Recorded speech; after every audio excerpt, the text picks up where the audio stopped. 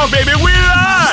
For your boy, for your boy, for your boy, for your boy, for your boy, also for your boy, fix it for your boy, drop it for your,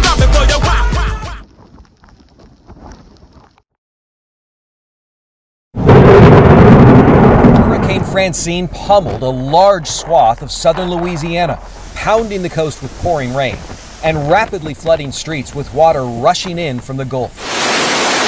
Its winds roared up to 100 miles per hour, decimating some buildings, like this business in Houma. The dangerous weather slammed New Orleans overnight, where there was a flash flood emergency.